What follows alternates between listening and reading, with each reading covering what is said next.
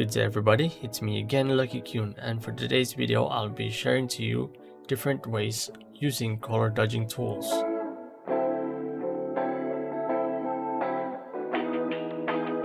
Before you use color dodge, make sure you have enough knowledge on lighting and colors because you might use it carelessly. Color dodge can make life easier, but doing the wrong move will harm the quality of your work. I've been using it carelessly before, and I don't want that to happen to anybody else. Don't get me wrong, I won't stop anyone using it. There are people actually good on using it, and I never been against that. So now I'm here sharing to you what I know about color dodging and other dodging tools you might know. The tool exists for a reason, though my color dodging skills isn't that great, but probably enough for others to learn a little from it. I rarely use color dodge since I pick my own colors to my painting. I use it when I need to add more highlights to some certain areas, or maybe trying to figure out what could be other different colors that I can use to make the result better, or adding some certain effect that I wanted. And also I want to avoid to rely on it. I also want to keep myself still capable on doing some traditional mediums like oil paint or acrylic paint, because color dodge doesn't really exist in traditional mediums, and sometimes I try not to rely it too much. Instead, I have to study how things works, or how light behaves and how material absorbs different lighting. Just imagine color dodge is just another great features, but you can still work good even without it. So okay, I'll try to demonstrate a little what I know. So here we are now demonstrating the 3 different ways of any sort of color dodge tools. I believe there's only 3 of it, but if there's more, I never heard of it. So comment is welcome. So let's jump ahead to dodge tool. So pick dodge tool, and for dodge tool you can choose either shadows, midtones, or highlights, and you can set the exposure on how much strength you want it to be applied, just like opacity, but I won't touch that. I trust the control of my hands. And you can check or uncheck the protect tones. There's a use of it. So now let's try the highlights. If you use it like that, it's a little too much and it's hard to control. That's why protect tones is there for you to help, because no matter how hard you press, if you don't have enough control, it prevents you to go more light to it. If we're going to use midtones or shadows, it looks like that, but without protect tones it will turn white. But in protect tones, midtones do this much, while shadows doesn't do much. That is because we already have a light tone subject. I believe the dodge tool was created to illuminate the darker tones like this. So if I'm going to use shadow here, it appears like that, and if I use the midtones, it appears to be like that. If you're going to color pick it, you'll notice the color, it will go toward the upper direction, but if you add color midtone too much, then it will go towards the white. It looks like this. While the shadow appears to be different. It doesn't care about the saturation. Instead, he'll go towards the gray tone to white. So if you put too much shadow dodge tool, it will just go straight to white. That is because the shadow dodge only affects the lightness. Well, what about the highlights on a darker tone? Well, what happens is, if you keep adding more highlights, it went towards the saturation. So based on my understanding, use the dodge tool when you want to lighten some areas on the darkness to add more light to it. Try not to use it as your light source, but instead try to use it as to adjust brightness to some certain area. Photoshop was invented to edit photos, not mainly for art.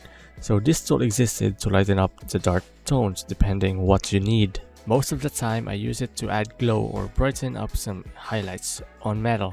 I go highlights and check the protect tones. Well, as you can see here, it's already good enough and it doesn't need more highlights to it because I think I already did it.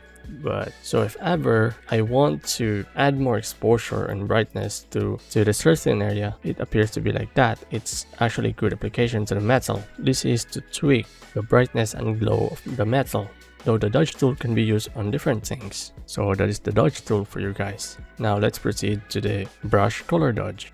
Pick the brush choose color dodge and press enter. But if you want the shortcut, you can just press the Shift Alt D, and if you want to return it to normal, press Shift Alt N. Other shortcuts like overlay is Shift Alt O and multiply is Shift Alt M. So now I'll be using the color dodge. The way I used it before is like this, so it ended up too bright because I used the light tones as my color dodge. That is why you should do the opposite. You just go to darker tones, and when you apply it, it's more better. The good thing about the color dodge is it gives you a hint to subsurface scattering. So sometimes it can be useful if you're having a hard time to find the color you need. But make sure you have studied about lighting, colors, and skin tone colors because sometimes it is not correct. And also, if you want to make the color dodge as your main light, well, some people do that, like add it as their light source.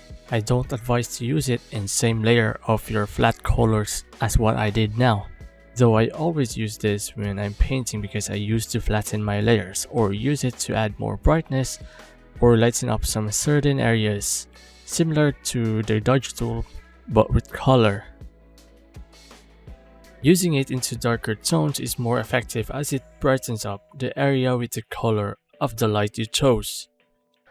Though if you want to use color dodge as to add light to your illustration, I don't recommend this one. Instead, use the color dodge on layer. This is more safe and you can edit the color easily. You need to add another layer and change that to color dodge. To avoid this to happen, just turn it into a clipping mask. And of course, this is not the right color I wanted, so the good thing about this is you can just color adjust it, like hue saturation, changing the colors of the light or the saturation of the lights or the lightness, which can lead you into more flexibility. Another good thing about this is you can edit it into anything you want. If I want to use it to my lower subject, then I can just drag it down. Of course, it's not the right color I wanted, so I'm just gonna change the lightness, the color, I guess.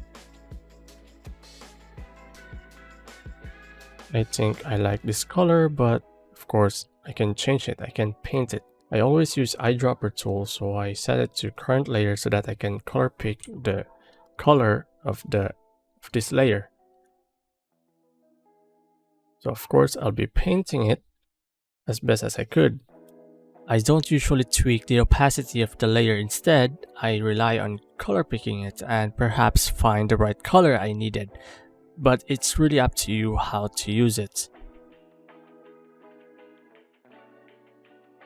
Of course, coloring a subject can be complicated, especially on skin tone. As what we have now, there's no subsurface scattering to it, so that is why it is important to study skin tone. If you're just gonna rely on one layer on doing color dodge, then it's not enough. So what you can do is add new layer and probably just gonna use the red to add subsurface scattering. If you don't know about that, I offer a little tutorial about skin tone in my channel. And I also provide a little lighting knowledge there, so you might want to check that out. So probably like this. And of course you can add ambient light to the shadow. It seems like I slowly getting sidetracked into lighting and quality of skin tone tutorial here, so I'll just gonna cut it out to save more time. After this, I overpainted the illustration to improve. It kinda took me a little time to get it right. I already painted something before I even started the video. So this is how it turns out. I mean, it can be better if someone's doing it, but this is how I do it. So this is the light, the color dodge light. This is the ambient light from the sky, and this is the subsurface scattering. If I combine it together, it looks like that. It makes a big difference. It adds more life. I overpainted because I like this more that way, and then texturing. So far this is my attempt. Color dodge is a great tool, but not doing it correctly would be bad. Relying to it is not enough, but learning colors can make it right. Digital art is became common now, so new artists skip traditional art and straight toward using digital tools. and believes using the tool will solve all the problems on lighting. That is why the last video I made is telling everyone not to use the color dodge unless you already knew the basic. From here you can stop the video, but if you want to see some little example that I've done quickly, please continue. Alright, this is the illustration. Just illustration without the color. Of course you can tell what's in the image, and I added a color. I made it dark because later on we can add the color dodge to it. Of course the detail of the wall, and I'm going to turn off the line art.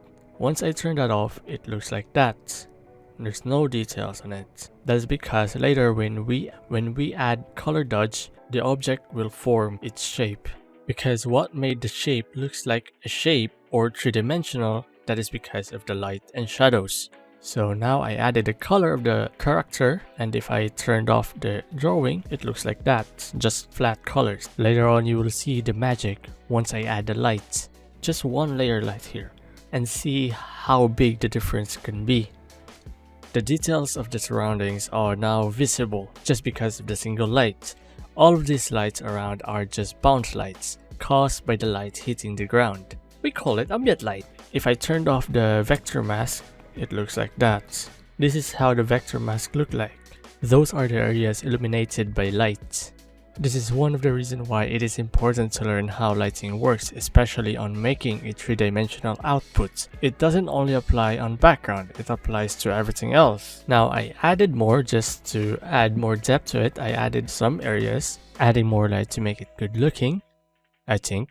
And the ambient occlusion, it's another thing, not color dodge related, just to make everything more shaped. Though the illustration details isn't really enough. If I could have more time doing this, I probably gonna add something on the background. This is just a quick demo on how color dodge alone can do things if you know how to control it or you know how everything works. Now of course, on skin highlight, color dodge alone wouldn't be enough. Once you knew more about skin tone, there should be a subsurface scattering to make it more alive. Now it's more alive. Subsurface scattering also exists on different material, but not as much as skin does. Now I decided to add a light behind her. This is just for an artistic decision. I just added a rim light because I think it's good.